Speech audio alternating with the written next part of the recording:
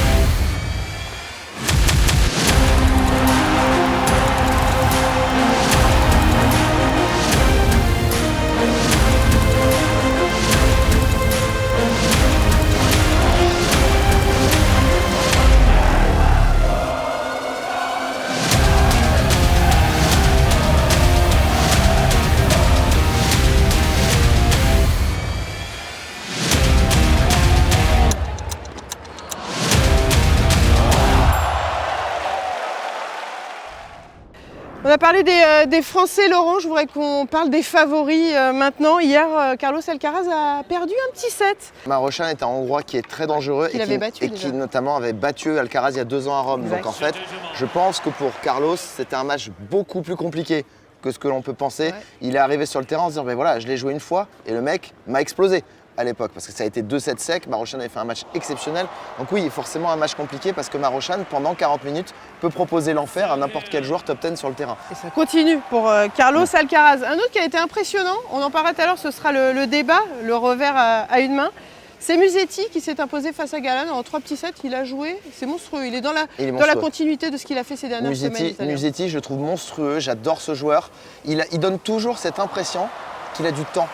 C'est assez incroyable. Même quand il est en défense, il fait sa glissade, il fait son revers chippé, tranquille. Tu le fais bien toi aussi, t'es bien là, tranquille. Ouais, je suis là. Ouais.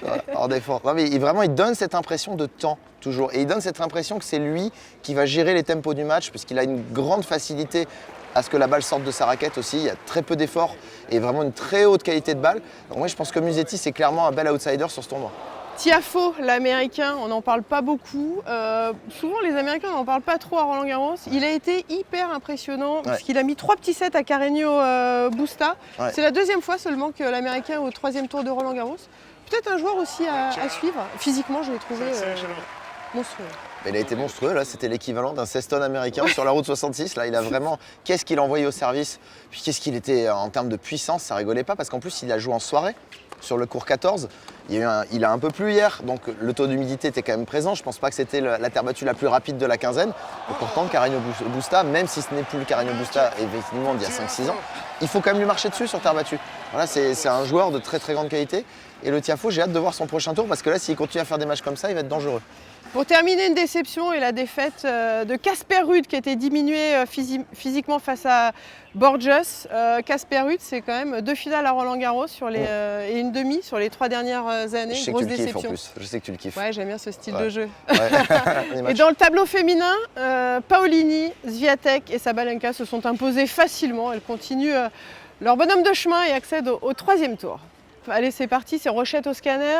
Rochette au scanner sur un homme qui joue ce soir en session de soirée. Gaël Monfils, qui justement a été extrêmement malin sur sa balle de 7 du 4e set contre Delienne et on va voir pourquoi. Après un énième classique, service, retour fort au centre, Gaël essaie de trouver une solution en termes de longueur et on voit le premier décalage coup droit. Du haut d'Elienne qui est court et vous allez voir la différence avec Gaël Monfils qui trouve une longueur incroyable. Ce qui va permettre à Gaël justement, grâce à cette balle ultra profonde, d'avoir de nouvelles options sur le coup suivant. Surtout quand son adversaire se trompe et joue long de ligne, Gaël peut rejouer croisé. Son adversaire adorant jouer dans la gamme revers, il rejoue tout de suite sur Gaël de ce côté-là pour que ça retombe dans le revers, cette zone-là qui est travaillée depuis le début du match. Or, Gaël, sur ce point très important qu'est la balle de 7, va jouer volontairement à l'envers. Pourquoi ? Parce que Hugo Delienne adore jouer dans sa gamme revers et justement Gaël va le sortir de ça. Il va revenir une fois croisé et il va enchaîner 2 autres revers longs de ligne qui vont vraiment surprendre le Bolivien. C'est là où Gaël est très fort, il est capable de tendre des pièges à ses adversaires et souvent on tombe bien évidemment dedans. Alors la question du jour, Laurent, est-ce que le revers à une main est en voie de disparition? En février 2024, depuis la création du classement ATP, aucun joueur ne figure dans le top 10. Ouais. Ça fait mal. Ça fait mal et il y a seulement 11% des joueurs qui ont un revers à une main qui sont dans le top 100. Ma question, c'est est-ce que c'est en voie de disparition? On pense tout de suite à Roger Federer, forcément grand champion, c'est le dernier. Est-ce que par rapport à l'apprentissage, c'est plus facile d'apprendre avec un revers à 2 mains? Qu'est-ce que tu penses justement de ce coup? Bien évidemment, sur l'apprentissage, le revers à 2 mains, c'est beaucoup plus facile. Tu as 2 mains, tu peux pousser. En fait, il y a plein de choses que tu fais en revers à 2 mains où tu peux tricher pour mettre la balle dedans, que tu peux pas à une main. Le revers à une main, il demande beaucoup plus d'action, beaucoup plus d'engagement, beaucoup plus de violence à la frappe. Tu peux pas jouer à moitié comme nous en revers à 2 mains. On pouvait tricher à faire des revers un peu portés, flottants. Donc oui, je pense pas que ce soit en voie de disparition. Cependant, je pense que pour aller à haut niveau maintenant, il faut que le revers à une main soit un point fort. Si c'est pas un point fort, pour moi, c'est plus possible d'aller à haut niveau. Parce que même, et en plus, il faut être grand aussi par la taille, parce que tu es souvent quand même, je le fais en gauchère, mais tu es souvent quand même au-dessus, c'est sûr, au-dessus de l'épaule. Quand tu te la prends là-haut, oui, c'est pour ça qu'il faut absolument. C'est la force par exemple d'un Dominic Thiem qui était capable, ou même Tsitsipas, de manière un peu plus neutre, moins forte que Dominic Thiem. Mais les gars étaient capables de la jouer là-haut. En fait, ils étaient capables de jouer à différentes hauteurs et à arriver à remettre du volume, croisé long, notamment sur terre battue. Voilà, tout le monde n'est pas capable de faire ça. Et c'est pour ça que je dis qu'il faut que le revers soit un point fort. Sinon, ça me paraît très compliqué désormais. Stan Wawrinka aussi. Ouais. Énorme point fort avec ce revers à une main. Donc oui, non. Est-ce que le revers à une main est en voie de disparition? Non. Mais pour gagner un titre du Grand Chelem et figurer parmi les tout meilleurs? Pour moi, voilà, je pense que c'est un peu logique qu'il y en ait moins qu'avant. Je pense qu'il y en aura toujours, parce qu'il y aura toujours des grands revers à une main qui traîneront. Après, peut-être que quand on a un grand revers à une main, au lieu de monter 5e mondial comme en 1995, peut-être que tu monteras que 25e désormais. Ça, c'est possible. Effectivement, c'est possible. Allez, on va passer aux Français du jour. Ils sont 9 aujourd'hui sur les cours. On va voir le programme. Pareil, toujours le même jeu. Tu me dis qui va gagner et pourquoi. Ok. Mais rapidement, attention, short. De manière brève, short. Promis. On va commencer avec Jannik Sinner face à Richard Gasquet. Peut-être la der de Richard Gasquet à Roland-Garros. Sinner évidemment. Après, je pense que Richard a quand même moyen de faire un bon set. J'espère que ça ne sera pas un match trop expéditif. Voilà, c'est tout ce que je souhaite pour Richard. Effectivement, il est ravi en tout cas, Richard, de terminer éventuellement face au numéro 1 mondial. Corentin Moutet, Novak Djokovic. Ah, ça, c'est un match que j'attends, mais particulièrement. Je vais me régaler, je vais me mettre dans la tribune, je vais regarder ça. Je vais peut-être te surprendre. Je pense que Corentin peut faire un truc énorme aujourd'hui. J'ai cette sensation-là. Je pense qu'il va gagner au moins un set. Ça, c'est mon ressenti. Et plus si affinité. J'adore, j'aime bien. Je pense qu'aujourd'hui, il y a 2-3 planètes alignées qui font que Corentin peut peut-être pas faire l'exploit, mais se mettre en position de, pourquoi pas, faire vaciller Novak. J'aime bien, tu prends des risques là. Mon fils, face à Draper, en session de soirée. Et ça me plaît, j'aime beaucoup, je suis fan aussi de Draper. Franchement, alors c'est Gaël. Gaël a beau avoir 38 ans et demi. J'ai l'impression qu'avec lui, tout est possible. La seule question, c'est est-ce qu'il a bien récupéré d'avant-hier? S'il se sent correct physiquement, j'ai envie de dire franchement, avec Gaël, tout est possible. Je pense qu'il va prendre au moins un set. Fils Munard, Arthur Fils. Arthur Fils, mais pas facile. Ça peut perdre un set, mais Arthur passe. Fonseca Herbert. Fonseca 3-7-0, malheureusement. Waouh. Fonseca, tête de série numéro 22. Je sais pas si tu l'as vu jouer au premier tour, mais c'est envoyé du lourd, Fonseca au premier tour. Le bourreau des Français, Fernley, parce que pourquoi je dis le bourreau? Parce qu'il a affronté des Français à 17 reprises, il a gagné 17 fois. Ça c'est incroyable, alors il n'a jamais joué à un niveau comme Hugo Humbert, donc Fernley Humbert. Il a l'air d'aimer les croissants, je pense, Fernley, mais je pense que ça s'arrêtera aujourd'hui. J'ai envie d'y croire. Allez, on va passer au tableau féminin. Elles sont 3 aujourd'hui sur les cours ici à Roland-Garros. Boisson, Kalinina.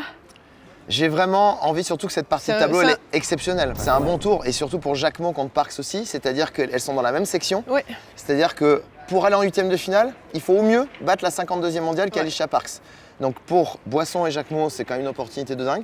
Avantage à Boisson pour aller en 8e pour moi Ouais. par rapport à Jacquemot.